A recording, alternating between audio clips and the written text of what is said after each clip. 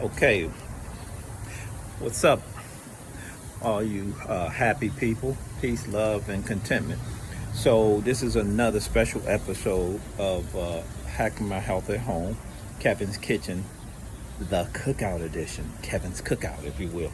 So, today I'm going to show you what we're doing.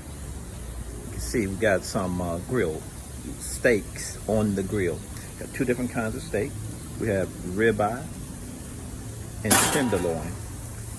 Ribeye and tenderloin, and I've seasoned them very differently, right? So with the ribeye, it's just salt and pepper, sea salt and cracked black pepper, organic smoked black pepper that's on the ribeyes. And for the tenderloin, I did sort of some organic coconut aminos mixed with some garlic, some lemon, some jalapenos, and of course the requisite, sea salt and pepper as well, and black garlic, I should say. In addition to the regular garlic, there's black garlic. So they're both grass-fed steaks that I got from the Whole Food Market here. And well, actually, two of them came from the Whole Food Market, and the other two came from Fresh Market. But essentially the same. They're all grass-fed, organic meat. So I got them. I only cook them on one side and then flip it only one time. But these grills, gas grills, which are okay, which is probably better than charcoal for that matter. But anyway, I'm gonna flip them a couple of times, and I'll close the lid and let them get a little brown on each side. As you can see, I just flipped that tenderloin, and we don't want to cook it too well. You can even see with the ribeye, and when I flip this, so the heat is kind of different. I flipped this one once, and you can see how you get a little char here, and it's getting well. And one of the things that I'm gonna let, my onions are my temperature gauge. So as the onions start to get really, really brown, and look at that tenderloin in the back. It's got really nice char on it. But as the onions start to brown, then we know that it's really coming together, right? So I might want to put my one little onion over here. I don't know, the heat is a little different, but coming together. So I'm gonna let this one sit for a little while. Hey, we're gonna let that one sit for a little while, and we'll see how that goes. But I like the char on that one right there. That one really looks good. I might have to put this one over there, because you can see the flame here is a little lower. I like the flame over there, but it's not gonna really get higher no matter how much I turn it. So we don't know what's going on. But in any case, that's what we got grilling. We're gonna get them out. We got some organic sweet potatoes in the oven on 400, running for about 20 minutes, because these should be done in about 20 minutes, so they should all come together nicely, in a very coordinated fashion. I'll be finished these sweet potatoes to be done.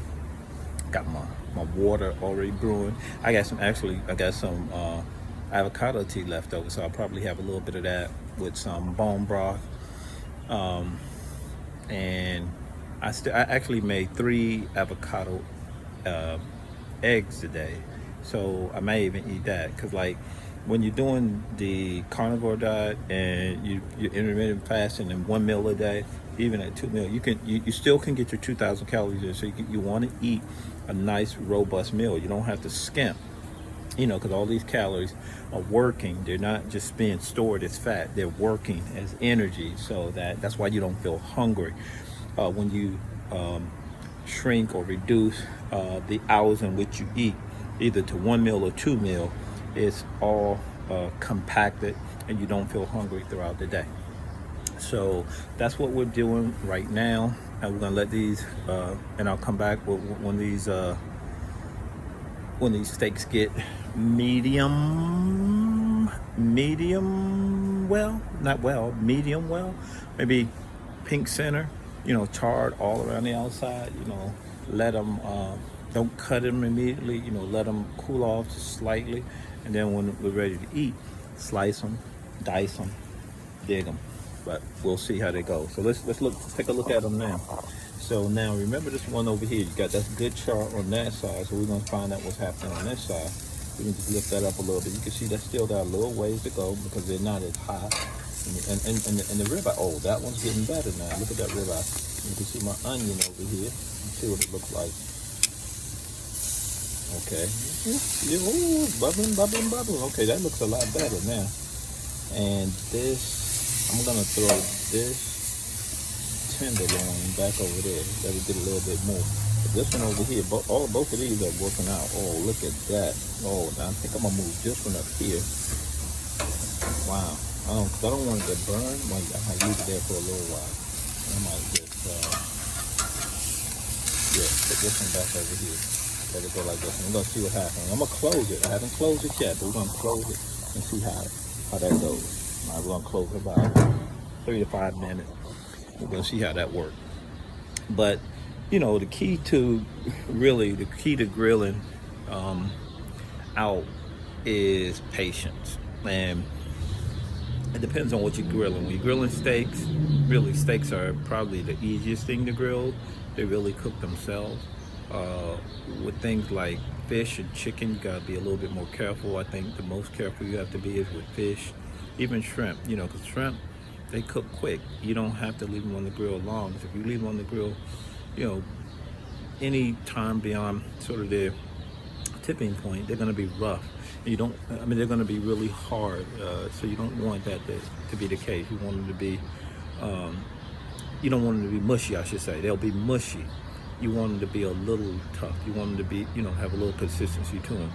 And with fish, usually I cook salmon. I have cooked some snapper, but you want it to be a meaty fish. Salmon is meaty, but it's kind of flaky. So, you have to really, you want to, sometimes I put it in some aluminum foil. You may want to put it in foil. And then, put a little juice in there, let it cook in the foil. So it's kind of like almost smoked as opposed to just really grilled, because if you put the foil under and you don't put holes in it, then it's going to be mostly cooked by, the heat coming up underneath the foil, but more, especially if the top is closed, it's going to be cooked mostly by the smoke. So it just depends on how you want it. And then, of course, with the chicken, the thing is, if you're cooking, like I do often, a half chicken, a chicken split cut in half with, 4 pieces, the leg, thigh, breast, wing, that is a little, you have to just really be diligent about flipping it so that all sides get cooked thoroughly and through. If you're cooking individual pieces, like, individual drumstick, or individual thigh, or wingettes, which are often cooked, or even the breasts, especially if they're, boneless breasts, they're a lot more manageable. But oftentimes I cook, and I'll show you guys one time how I do that. But let's go back to the grill and see what's going on. Okay, so if we look over here, this ribeye, all nice and charred, and oh wow, I think look, that's not too bad, and that's almost ready. That tenderloin is really thick, and so you can see this ribeye is taking a beating. Yeah, so that's really looking good. Okay, got a little bit extra char on that, so I'm gonna leave the grill open now. Let them sit up here for about another 5 minutes. Then we take them off, and then we eat, my friend. Then we feast, because that is some good stuff. And it's been marinating all day. Not overnight, but about 8 hours it's been marinating. And, so not, I shouldn't say not more than 24 hours. I mean, you can always, and with steaks, you don't have to do them that much. If things that you want to marinate long, like it's chicken and fish in particular, they get more. But with the steaks, you don't really have to marinate them long. You don't really have to marinate them at all. But you just throw some simple stuff on them. They're going to be pretty good. I'm just trying out a few different ways of cooking them. But these bad boys are ready to come off. They popping at the seam, and I can show you. I don't have a knife, but let me see if I can dig into that bad boy, because we want the middle to be pink. We don't want it to be cooked through and through. And I can then that bad boy. Look at that. Now that is on the perfect. That's going to get a little bit more. So and we can even move it up to the top rack to get her done. That's lot marinated. And this is the ribeye, so that's gonna be a little bit more. I'm gonna trim that baby. That one's good to go. Oh wow! Get a little more. We're gonna keep this in a little more, and we could even move them up. So we can move them up to the top rack and let them just kind of slow smoke, which is what I think I'm gonna do, just so I don't have to wash them as much, you know. See, we can just